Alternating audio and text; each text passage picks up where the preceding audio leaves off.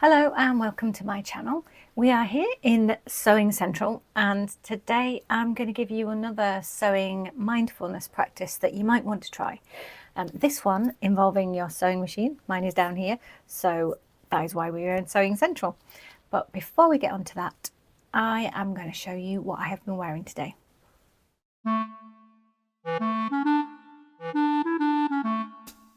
So we are on Me Made May day 27. I cannot believe it. It's the home stretch. We're nearly there. 4 more days. 8, 9. Yeah, 4 more days. Not only do I not know what day it is, I cannot count. But I'm totally fine. Anyway, what have I been wearing today? So I have been wearing my Me Made bright red Samara trousers that I love so much, and so do all of you, which is wonderful. I will insert pictures here. When I was filming this, I was messing around with the fact that I have 2 mirrors in my dressing room.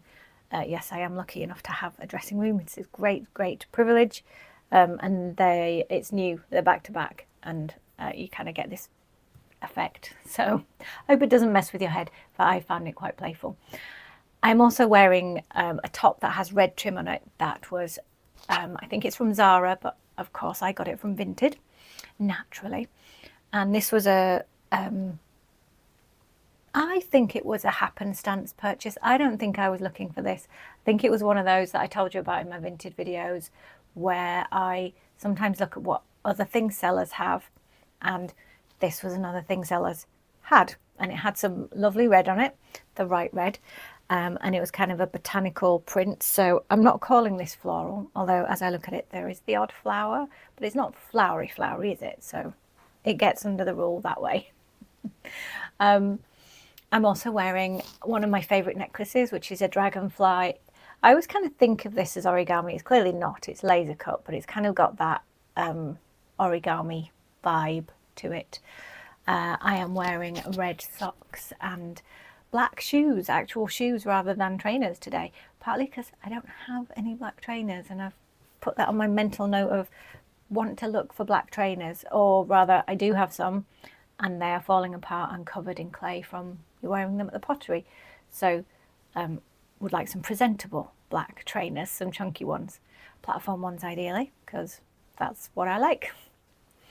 So that is what I'm wearing today. The Me Made part is the trousers, and the rest of it was styled by me but not made by me. Sewing mindfulness. So mindfulness, clues in the name, it is, or the way I think of it, it's anything that fills your mind. So you can run mindfully, you can cook mindfully, you can definitely walk mindfully. You can find many walking mindfulness practices, because it's kind of the process and attitude that you bring to the action rather than some special action itself. So a lot of you gave me some really beautiful feedback for the fabric and sewing mindfulness that we did yesterday. I am so glad that you liked it. I love working through the senses. So obviously we were quite strongly using the sense of touch on fabric yesterday, and assuming that you usually go out clothed into the world, you can do that kind of practice anywhere if you just need a moment. You can use your sense of touch on the fabric that you're wearing and allow your brain to spotlight onto that sensation.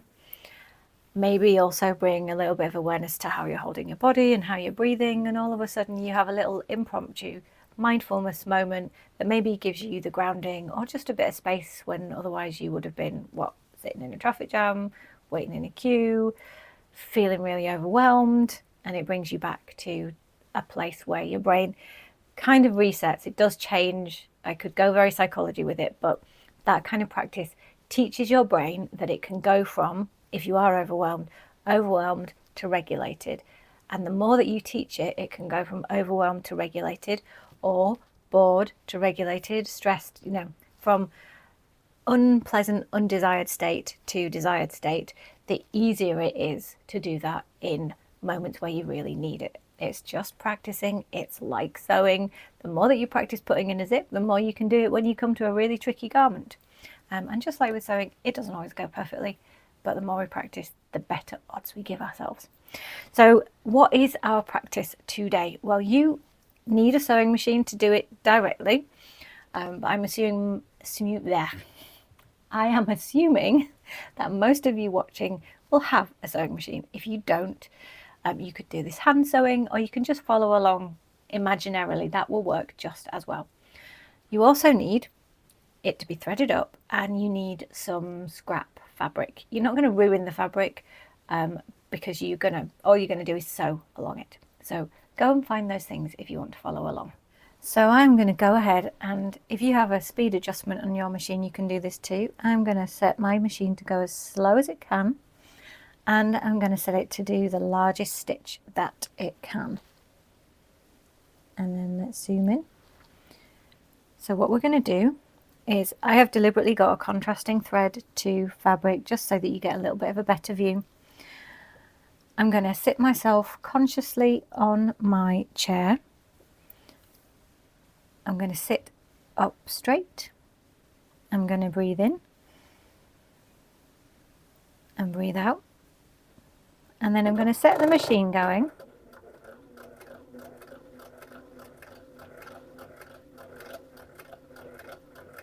And then I'm going to pause.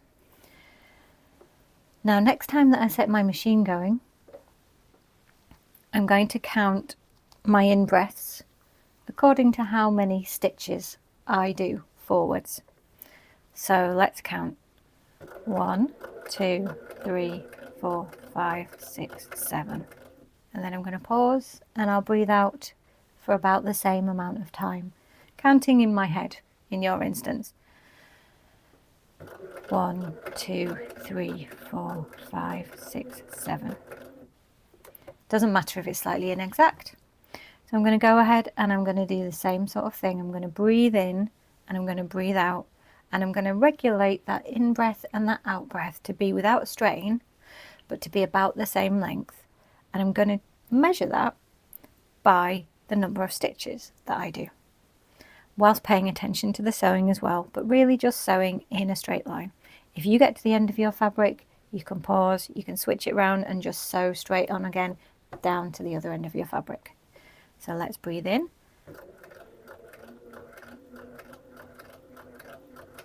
And out.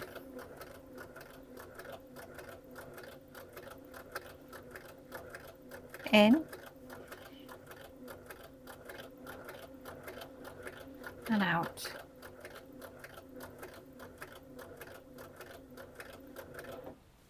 Now you may continue doing that, or you may pause.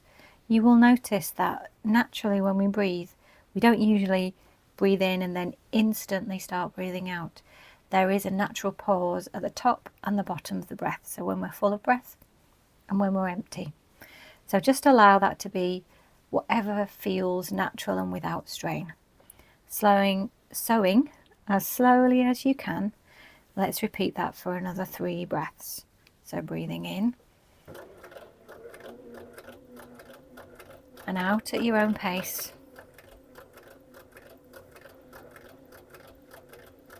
And in and out and in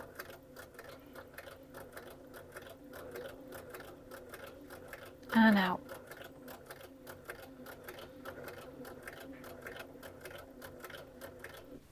And then take a pause. Now I've reached somewhere near the end of my fabric, so I'm going to turn around. I'm just going to do a couple of stitches so that when I sew back down again, I can also line up my original line of stitches with the edge of my foot. And we do this in sewing garments, whatever you normally sew. We do this all the time. We follow the line of stitching to get 2 parallel lines. Here we're not aiming for perfection. We're aiming for that to just be another point of focus for us. So we're going to pay attention to keeping the stitches maybe aligned with the foot, aligned with whatever's convenient with what you can see on your machine and where the original stitches went. This time I'm not going to speak, but we're going to do the same thing. We're going to breathe in, notice that natural pause at the top of the breath, breathe out again, all the way to the end of the stitching line that we originally made. So that'll take maybe 30 seconds. Let's go with that.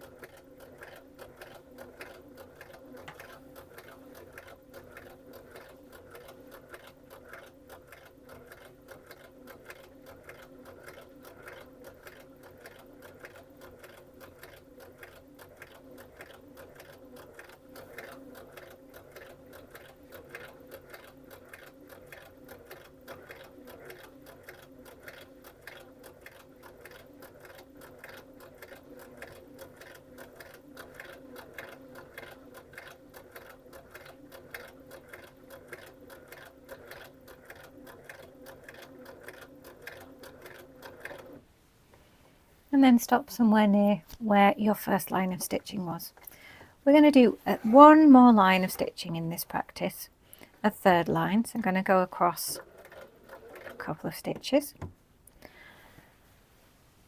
and this time we're going to practice the breathing as before, the alignment of the stitches as before, and we're going to practice not being attached to what we're sewing. So usually when we would be using our sewing machine, we're going to be aiming towards a product of some kind, a garment, a quilt, fixing something. This practice has no purpose in terms of the product, none whatsoever. So you can let go of what you're making because you're not making anything, you're simply being. And you can let go of whether you feel that your lines that you originally stitched are correct and parallel as they should be, because there is no should. It does not matter. You might even want, if you want to veer the sewing machine all over the place on this next line. It's completely up to you. So I'm going to go straight because I think I might visually enjoy the parallel lines whilst not judging them. But you make the choice that you want to make. If you want to be more playful, more free than that, it's completely fine. Pay attention to how your body is sat.